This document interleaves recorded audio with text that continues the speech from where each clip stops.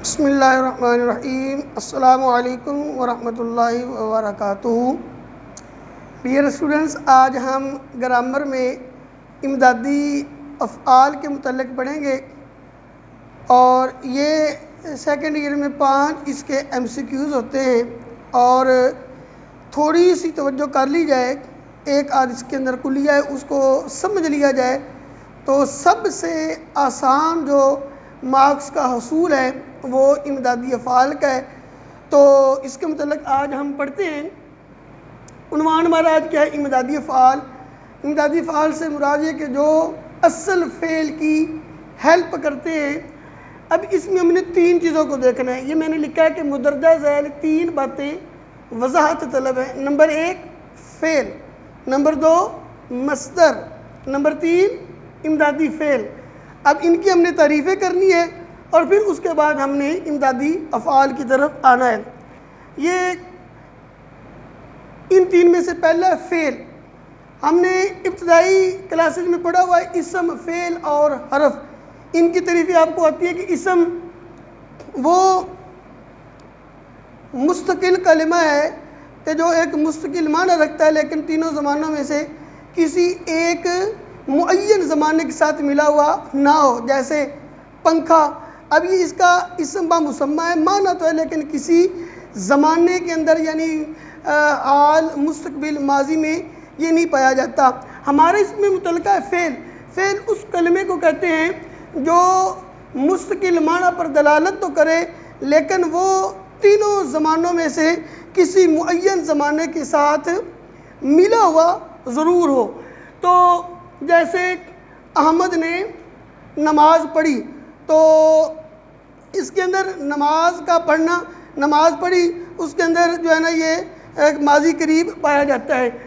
تو اس کے بعد جو حرف ہوتا ہے وہ مستقل معنی پر دلالت ہی نہیں کرتا، اس کے اندر کوئی جب زمانہ تو تب پایا جاتا ہے نا جب کوئی معنی پایا جائے، تو حرف کے اندر کوئی معنی ہی نہیں پایا جاتا۔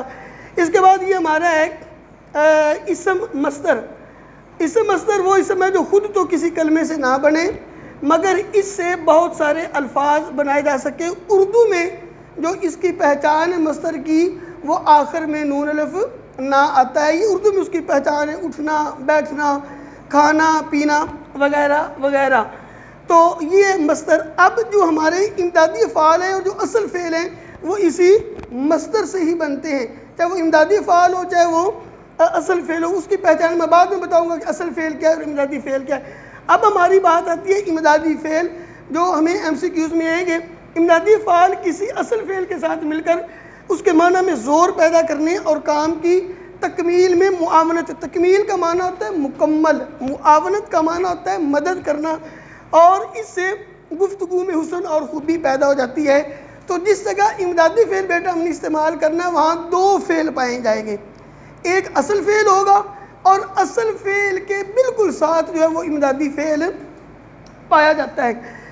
اب ذرا ادھر ہم آتے ہیں کہ مصدر کی پہچان یہ اس کے آخر میں نون الف نہ آتا ہے، لیکن سوال یہ بھی پیدا ہو سکتا ہے کہ بعد ایسے بھی الفاظ ہیں کہ ان کے آخر میں نون الف نہ تو آتا ہے لیکن وہ مصدر نہیں ہوتا۔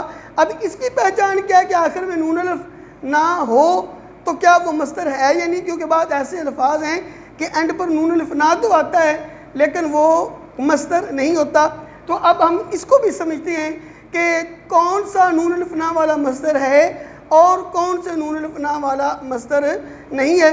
تو یہ میں نے کچھ ایسے الفاظ، ایسے مصادر کا ذکر کیا ہے کہ کچھ اس کے اندر مصدر ہیں اور کچھ اس کے اندر مصدر نہیں ہے۔ تو اب ہم نے اس کی پہچان کیسے کرنی ہے کہ کون سا مصدر ہے؟ تو بیٹا آپ نے جس اینڈ پر نون الف نہ ہو تو آپ نے اس نون الف نہ کو ختم کرنا ہے۔ اب نون الف نہ جب ختم ہو جائے گا تو اب ہم دیکھیں گے کہ پیچھے امر بچتا ہے کہ نہیں۔ امر سے مراد یعنی حکم۔ اگر حکم بچ جائے، ہمیں اس لفظ سے کوئی حکم سمجھ آئے تو پھر وہ مصدر ہوگا، ادروائز وہ مصدر نہیں ہوگا۔ جیسے مثلا یہ جانا تو اینڈ پر نون الف نہ آ رہا ہے تو اب ہم اس کو ختم کریں گے نہ، اب پیچھے بچ گیا جا تو یہ باقاعدہ حکم بچ گیا، تو لہٰذا یہ مصدر ہے۔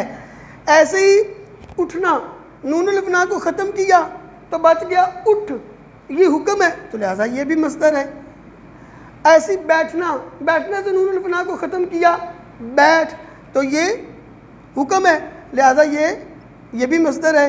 رونا، رونا سے نون الفنا کو ختم کرتے ہیں رو، یہ باقاعدہ حکم ہے اور امر ہے لہٰذا یہ بھی مصدر ہوگا۔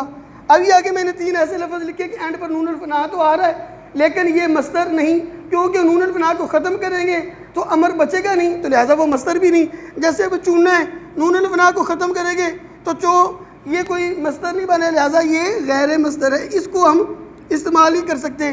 رانا، نون الفنا کو ختم کیا تو را بچ گیا لہٰذا یہ مصدر نہیں، اس کو ہم کہیں گے غیر مصدر۔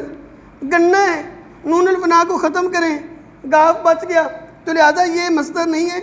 مصدر وہی ہوگا کہ نون الفنا کو ختم کریں تو وہ حکم بچ جائے تو لہٰذا یہ بھی غیر مصدر ہے۔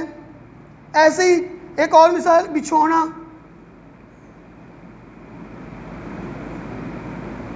اب نون الفنا کو ختم کریں تو بچھو بچ گیا لہٰذا یہ حکم نہیں بچ رہا، امر نہیں بچ رہا لہٰذا یہ بھی غیر مصدر ہے۔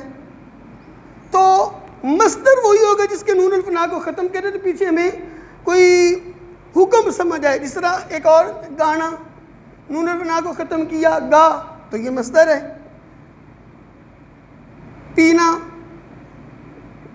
نون الفنا کو ختم کیا تو پی تو یہ حکم بچ گیا تو لہٰذا مصدر کی پہچان یہ ہے کہ اردو میں ایک تو اینڈ پر نون الفنا ضرور ہوگا۔